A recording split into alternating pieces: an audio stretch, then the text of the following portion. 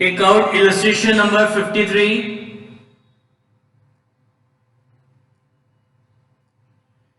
Page number 7.93. Page number 7.93. Illustration number 53.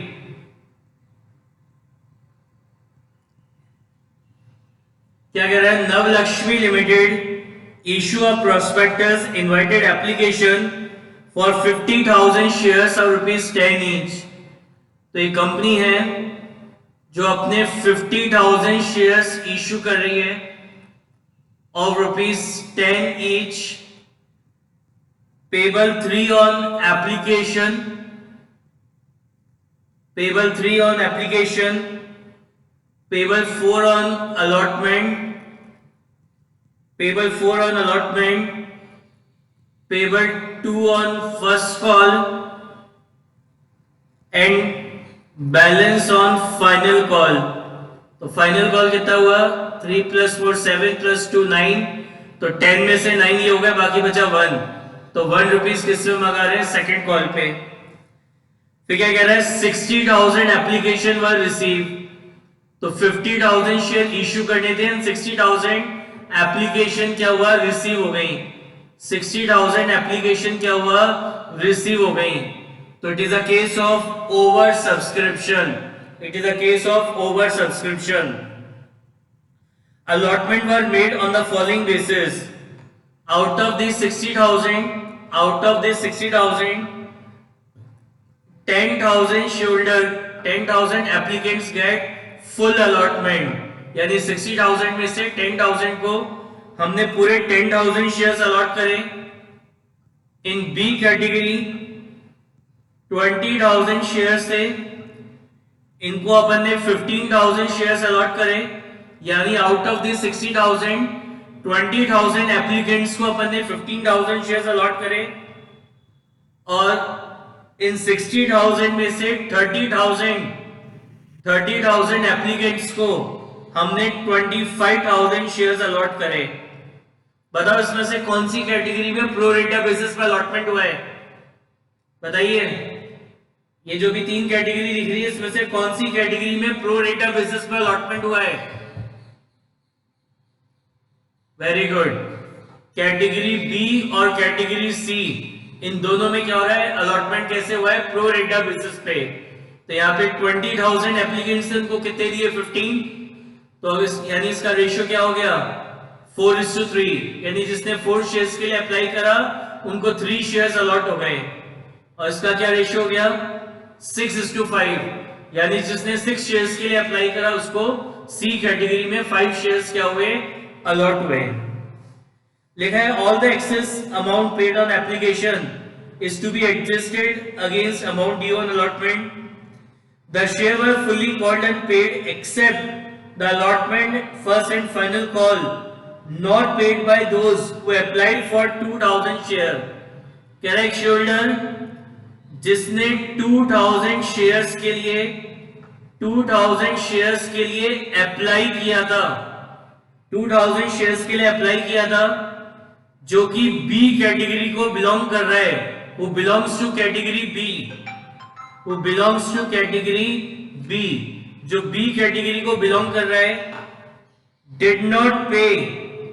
did not pay the allotment first and final call। इसने क्या करा? allotment, first call and second call, ये amount क्या करा? पे नहीं करा। And after second call his share is forfeited by the company. Company ने इसके शेयर्स को फॉरफिट कर लिया। All the shares on which the call were not paid were forfeited by the directors। 1,000 of the forfeited shares, ये जो भी shares forfeit हुए उनमें से 1,000 शेयर्स को कंपनी ने दोबारा री इश्यू कर दिया। कंपनी ने दोबारा री इश्यू कर दिया कितने में? 8 पर शेयर फुल्ली पेडअप में। 8 पर शेयर फुल्ली पेडअप में दोबारा क्या करा? री इश्यू कर दिया। अब अपन को इसकी जर्नल एंट्री पास करनी है। क्वेश्चन समझ में आ गया?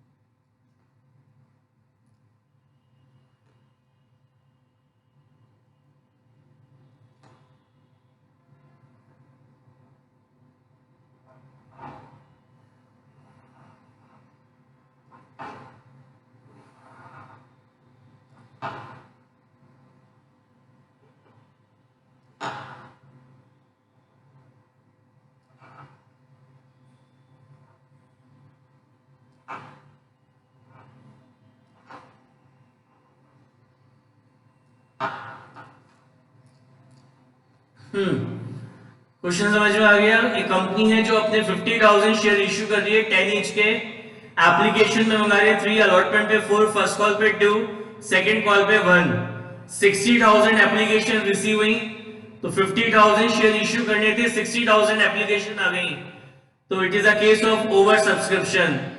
60 में से 10,000 को फुल 10,000 शेयर्स अलॉट हुए, 60 में से 20,000 शेयर्स को 15,000 शेयर्स अलॉट करें, और 60 में से 30,000 शेयर्स को 25,000 शेयर्स अलॉट करें। एक शेयरहोल्डर था who applied for 2,000 shares belongs to category B did not pay the allotment first and second call money, and after second call his share is forfeited by the company.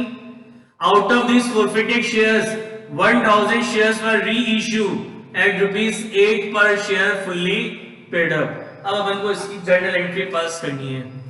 लिखिए first entry, right first entry for application money receive, right first entry for application money receive. कितनी application receive हुई है? 60,000। लिखो bank account debit 60,000 into 3, bank account debit 60,000 into 3 to share application account, to share application account 60,000 into 3, to share application account 60,000 into 3। Next entry करेंगे for the allotment of shares. कितने shares allot करने हैं आपको? 50,000 shares allot करने हैं। लिखिए entry for the allotment of shares, लिखो entry share application account debit, share application account debit 50,000 into 3, 50,000 into 3 to share capital, to share capital account 50,000 into 3, 50,000 into 3। फिर next entry हम pass करेंगे for allotment money due, right journal entry for allotment money due. Entry होगी share allotment account debit, share allotment account debit to share capital, share allotment account debit to share capital 50,000 into 4, 50,000 into 4। अब क्या हुआ? 50,000 share issue करने थे। Next entry क्या की होनी थी? For allotment money receive. अभी अपन ने अलॉटमेंट को ड्यू करा, तो अब नेक्स्ट एंट्री आपको काय की पास करनी थी? For allotment money receive. लेकिन क्या हुआ यहाँ पे? 50,000 शेयर इश्यू करने थे, 60,000 एप्लीकेशन आ गई, तो 10,000 एप्लीकेशन एक्सेस में रिसीव हो गई। तो ये जो 10,000 एप्लीकेशन आपको एक्सेस में रिसीव हुई है, इसका जो एक्सेस एप्लीकेशन मनी है, जो इसका एक्सेस एप्लीकेशन मनी है, इसको आगे आपने कहां पे एडजस्ट करा है, तो उसकी अपन एडजस्टमेंट एंट्री पास करेंगे, और उस एडजस्टमेंट एंट्री के लिए अपन ये बनाएंगे वर्किंग नोट। तो फर्स्ट कॉलम क्या होता है? Total application money, total application money receive. फिर नेक्स्ट कॉलम होता है एडजस्टेड ऑन एप्लीकेशन ₹3, फिर एडजस्टेड ऑन अलॉटमेंट ₹4, फिर adjusted on first call, adjusted on first call ₹2, फिर adjusted on second call, adjusted on second call, second call पे कितना adjust करना है? ₹1, और फिर लास्ट कॉलम होगा आपका रिफंड। अब अपन एक एक कैटेगरी की बात करते हैं। सबसे पहले ए कैटेगरी, तो आपकी जो ए कैटेगरी है उसमें कितनी एप्लीकेशन आई है? 10,000, एंड एप्लीकेशन मनी इज 3 पर शेयर, यानी कितना हो गया? 30,000 हो गए, 30,000 रुपीज। कितने शेयर्स अलॉट करें? 10,000, सो 10,000 इंटू 3, तो 10,000 इंटू 3 के हिसाब से 30,000 रुपीज एडजस्ट हो गए कहां पे? एप्लीकेशन पे। तो 30,000 रुपीज आए ए कैटेगरी में, और 30,000 रुपीज एप्लीकेशन पे एडजस्ट हो गए। तो ना तो कुछ अलॉटमेंट के लिए बचा, ना फर्स्ट कॉल, ना सेकंड कॉल, ना कोई अमाउंट रिफंड होगा। Now B category, B category में कितनी एप्लीकेशन आई हैं? 20,000। तो 20,000 इंटू 3 के हिसाब से कितने आए? 60,000 रुपीज आए। 60,000। इनको कितने शेयर्स अलॉट करें? 15,000 शेयर्स अलॉट करें। तो 15,000 इंटू 3 के हिसाब से इनके 45,000 रुपीज एडजस्ट हो गए कहां पे? एप्लीकेशन पे। तो 60 में से 45,000 एडजस्ट हो गए एप्लीकेशन पे। बाकी रिमेनिंग कितने बच गए? रिमेनिंग बच गए आपके कितने? 15,000। 15,000 रुपीज आपके रिमेनिंग बच गए। अब इन बी कैटेगरी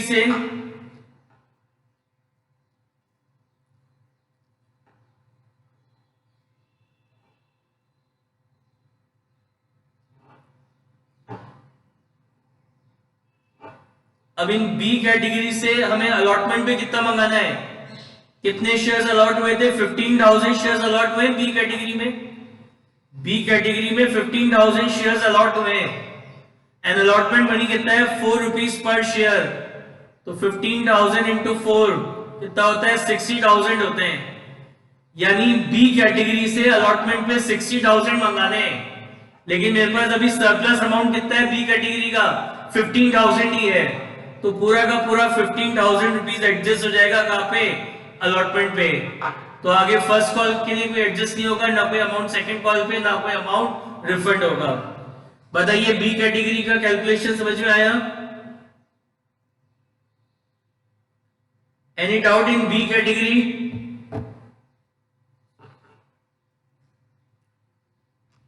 समझ में आ गई बी कैटेगरी का calculation?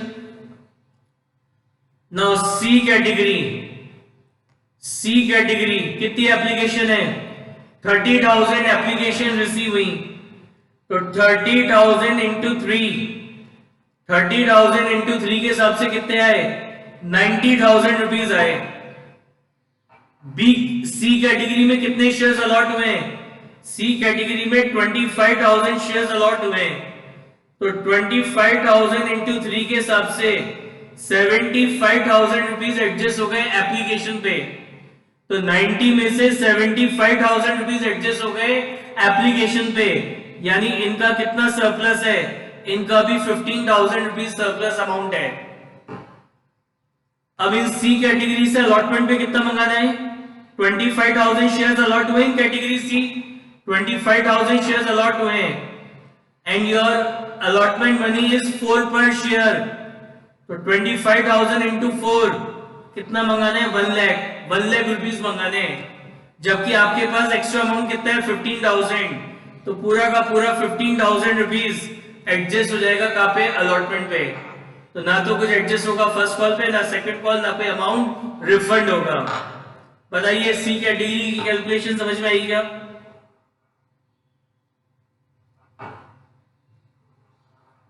Any doubt in C category calculation? यानी इससे आपको क्या समझ में आया कि जो एक्सेस एप्लीकेशन मनी आपको रिसीव हुआ था, वो जो एक्सेस एप्लीकेशन मनी है वो आपने एडजस्ट कर दिया कहां पे? अलॉटमेंट पे। वो आपने एडजस्ट कर दिया कहां पे? अलॉटमेंट पे। जो भी एक्सेस एप्लीकेशन मनी आया था, all excess application money is adjusted on allotment. तो क्या एडजस्टमेंट एंट्री पास होगी? Share application account debit. किससे डेबिट करते हैं? जो एक्सेस एप्लीकेशन आई है। तो एक्सेस एप्लीकेशन कितनी आई है? 10,000। एप्लीकेशन मनी कितना है? 3 पर शेयर। तो 30,000 एक्सेस में आ गए थे। तो इस 30,000 को क्या करा? इसको हमने एडजस्ट कर दिया अलॉटमेंट पे। तो 2 शेयर अलॉटमेंट अकाउंट 30,000। समझ में आ गई यहां तक? किसी को कोई डाउट यहां तक? अब सुनिए ध्यान से। कह रहे हैं there is one shareholder who applied for 2,000 shares who belongs to category B did not pay the allotment money। उसने अलॉटमेंट नहीं दिया। लेकिन हम इस वर्किंग नोट में क्या देख रहे हैं? इस वर्किंग नोट में कि बी कैटेगरी का ऑलरेडी कुछ अमाउंट हमें अलॉटमेंट पे रिसीव हो चुका है। इन बी कैटेगरी में जो आपके शेयरहोल्डर्स हैं उनका ऑलरेडी कुछ अमाउंट हमें अलॉटमेंट पे रिसीव हो चुका, यानी बाकी का जो बैलेंस अमाउंट है, बाकी का जो बैलेंस अमाउंट है वो इस शेयर होल्डर ने पे नहीं करा होगा, इसलिए यहां पे लिखा है कि इसने अलॉटमेंट का अमाउंट पे नहीं करा। सुनना दोबारा ध्यान से, कह रहा है एक शेयर होल्डर है जिसने 2000 शेयर्स के लिए अप्लाई किया था, who belongs to category B did not pay the allotment money. लेकिन मैंने इस वर्किंग नोट में देखा कि बी कैटेगरी, जितने भी बी कैटेगरी में शेयर होल्डर्स थे, उन सारे शेयर होल्डर्स का कुछ अमाउंट ऑलरेडी हमें एडवांस में रिसीव हो चुका है अलॉटमेंट पे, यानी जो अलॉटमेंट पे रिमेनिंग बैलेंस अमाउंट है, that balance amount is not paid by this share holder. इस शेयर होल्डर ने वो बैलेंस अमाउंट पे नहीं करा, इसलिए क्वेश्चन में लिखा है कि इसने अलॉटमेंट मनी नहीं दिया।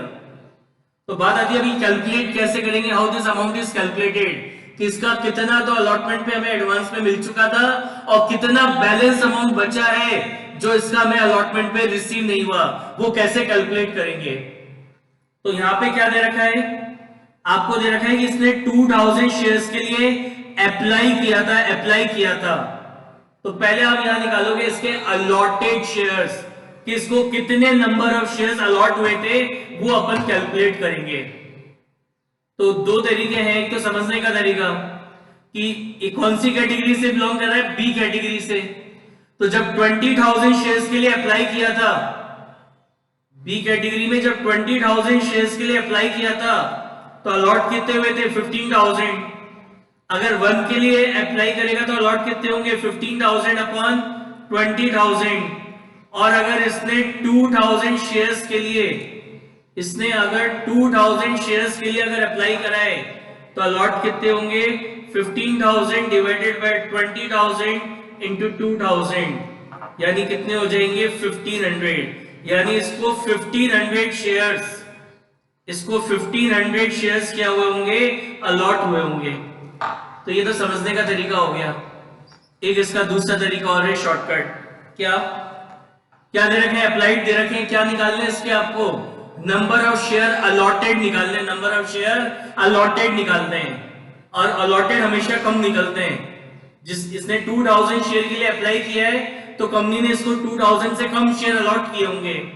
तो कैसे निकालेंगे, अलॉटेड निकालने हैं, तो छोटा अमाउंट कितना है, 15,000, क्योंकि ये बी कैटेगरी से बिलोंग कर रहा है, इसलिए मैं बी कैटेगरी का डेटा यूज कर रहा हूं। तो छोटा अमाउंट 15,000 डिवाइडेड बाय ये बड़ा amount 20,000 multiply by number of share applied, कितने हो गए, 2,000। यानी इसने 1500 इसने अप्लाई तो कितने के लिए किया था, 2,000 शेयर्स के लिए, और कंपनी ने इसको अलॉट कितने करे, कंपनी ने इसको 1500 शेयर्स क्या करें, अलॉट करें। तो अब जरा देखो, इसने स्टार्टिंग में 2,000 शेयर्स के लिए अप्लाई किया था, एप्लीकेशन मनी कितना है, 3 पर शेयर, यानी इस शेयर होल्डर ने कंपनी को 6,000 रुपीज दिए थे। कंपनी ने क्या दिया, कंपनी ने इसको 1500 शेयर्स अलॉट करे, तो 1500 इंटू 3 के हिसाब से इसके 4,500 रुपीज एडजस्ट हो गए, कहां पे, एप्लीकेशन में। तो 6,000 में से 4,500 एडजस्ट हो गया एप्लीकेशन पे, तो बाकी बच गए रिमेनिंग 1,500। तो ये जो 1,500 रुपीज हैं, ये आपके एडजस्ट होंगे कहां पे, अलॉटमेंट पे। अब अलॉटमेंट पे कितने मंगाने, 1500 शेयर्स अलॉट हुए थे, एंड अलॉटमेंट मनी कितना है, 4 पर शेयर, तो हमें कितना मंगवाना है, 6,000 मंगाने हैं। तो 6,000 में से 1,500 हमारे पास ऑलरेडी आ चुका, तो बाकी कितना बचा रिमेनिंग, 4,500। तो ये जो रिमेनिंग बचा 4,500, ये अमाउंट हमें इस शोल्डर का रिसीव नहीं हुआ अलॉटमेंट पे। इसका बैलेंस अमाउंट कितना बचा है, 4,500 इसका बैलेंस अमाउंट बचा है। तो ये जो बैलेंस अमाउंट है 4,500, ये इस शोल्डर ने पे नहीं किया, दैट्स व्हाई क्वेश्चन में लिखा था कि इसने अलॉटमेंट का पैसा नहीं दिया। तो बात आती है अलॉटमेंट पे मिला कितना, कितना रिसीव हुआ अलॉटमेंट पे। देखो ओवरऑल अलॉटमेंट पे कितना मंगाना था, 50,000 शेयर्स अलॉट हुए, अलॉटमेंट मनी इज 4 पर शेयर, तो 50,000 इंटू 4 कितने होते हैं, 2 लाख। इसमें से लेस करेंगे अपन रिसीव इन एडवांस, कितना अमाउंट हमें एडवांस में रिसीव हो गया, 30,000 रुपीज हमें एडवांस में रिसीव हो गए। तो बैलेंस कितना बचा, बैलेंस बचा कितना, 1,70,000 बैलेंस बचा। और ये जो बैलेंस अमाउंट है इसमें से कितना रिसीव नहीं हुआ, less amount not receive, less amount not receive. कितना अमाउंट रिसीव नहीं हुआ, 4,500 हमें बैलेंस अमाउंट में से रिसीव नहीं हुआ। तो अमाउंट रिसीव ऑन अलॉटमेंट, तो अलॉटमेंट पे कितना रिसीव हुआ है, अलॉटमेंट पे रिसीव हुआ है कितना, 1,65,500। ये अमाउंट हमें अलॉटमेंट पे क्या हो रहा है, रिसीव हो रहा है। तो क्या एंट्री पास होगी, bank account debit, bank account debit 1,65,500 to share allotment, to share allotment 1,65,500। बताइए किसी को कुछ समझ में नहीं आया तो पूछिए, एनी डाउट। ये जो अलॉटमेंट मनी रिसीव करा कितना रिसीव हुआ, ये जो कैलकुलेट करा, इसमें किसी को कोई डाउट हो तो बताइए।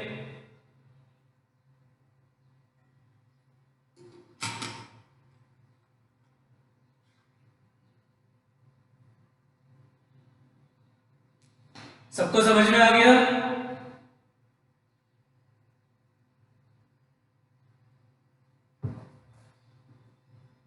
चलिए नेक्स्ट देखिए, for first call money due, तो फर्स्ट कॉल को ड्यू करने की एंट्री होगी share first call account debit, share first call account debit to share capital,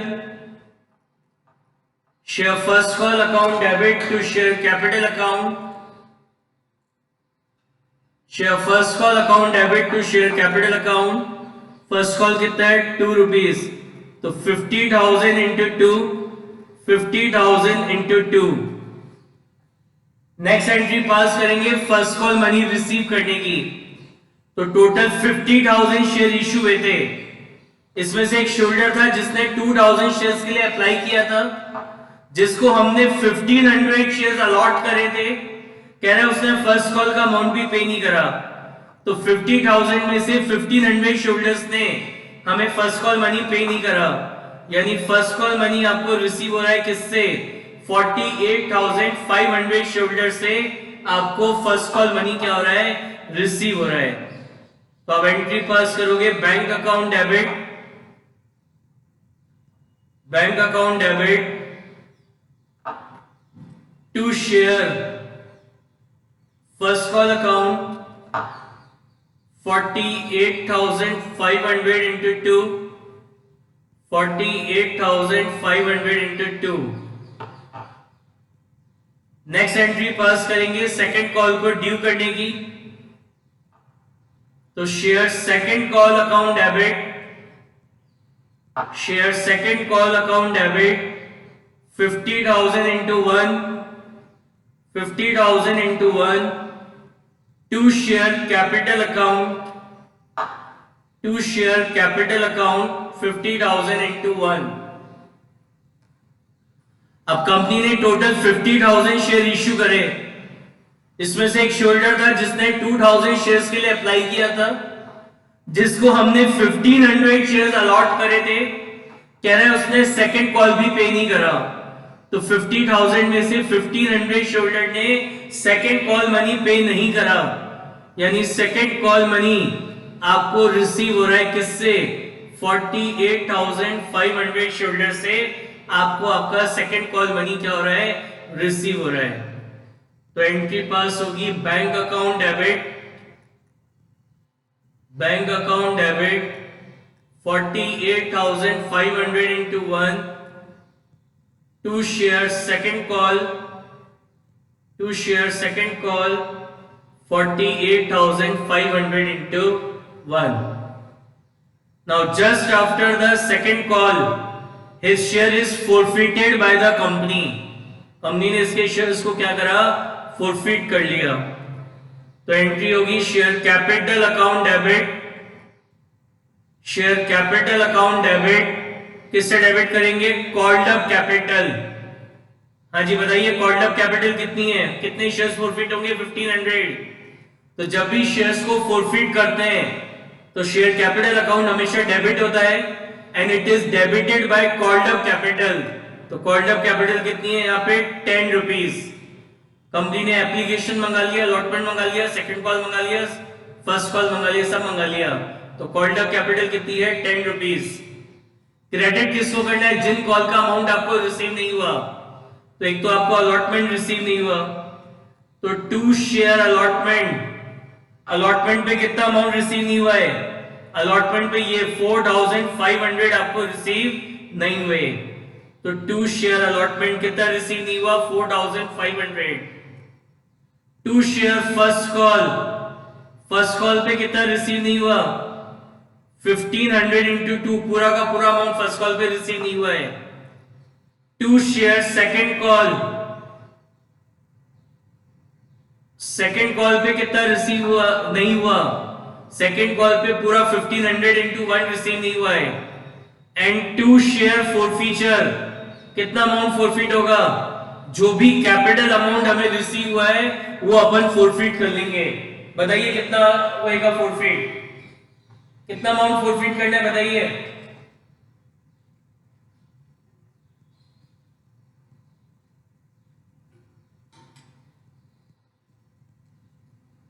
बताइए कितना अमाउंट फॉरफिट होगा?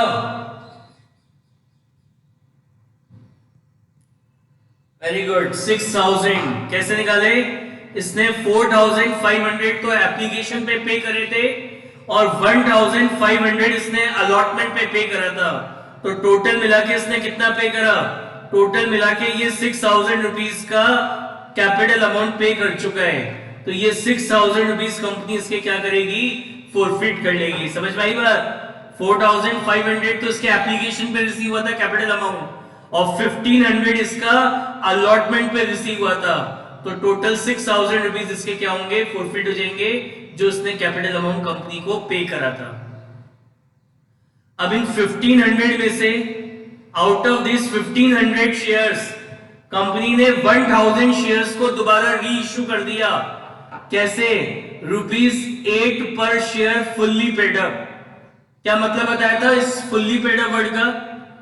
फुल्ली पेड अप का मतलब बताया था कि बस जो इस शेयरहोल्डर को, ये जो शेयरहोल्डर को 1000 शेयर इश्यू करें, री इश्यू, इनसे बस 8 रुपीज मंगा लिया, बाकी इन फ्यूचर से और कुछ नहीं मंगवाएंगे। यानी हमने शेयरहोल्डर को 2 रुपीज का क्या दे दिया? डिस्काउंट दे दिया। तो एंट्री क्या होगी? Bank account debit 1000 into 8, share forfeiture account debit, share forfeiture account debit 1000 into 2, 1000 into 2, 2 share capital account, 2 share capital account 1000 into 10, 1000 into 10। उसके बाद अपन क्या करते हैं? जो शेयर्स अपन ने री इश्यू कर दिए, उन री इश्यूड शेयर्स का जो भी बैलेंस बचा है आपके फॉरफीचर अकाउंट में, उसको हम ट्रांसफर कर देंगे कहां पे? कैपिटल रिजर्व में। तो एंट्री होगी share forfeiture account debit, share forfeiture account debit to capital reserve, to capital reserve. कैसे निकालेंगे? Amount credited to share forfeiture, कितना क्रेडिट किया? 6000 divided by number of share forfeit, कितने शेयर फॉरफिट हुए थे? 1500 multiply by number of share reissue, कितने share reissue हुए? 1500 और माइनस करेंगे डिस्काउंट। तो कितने का डिस्काउंट है? 2000 रुपीज का डिस्काउंट है। तो 4000, इसको सॉल्व करेंगे तो 4000 आएगा माइनस 2000, तो कितना बचा? 2000। तो share forfeiture account debit to capital reserve 2000, 2000। बताइए किसी भी एंट्री में कोई डाउट हो तो बताइए। Any doubt?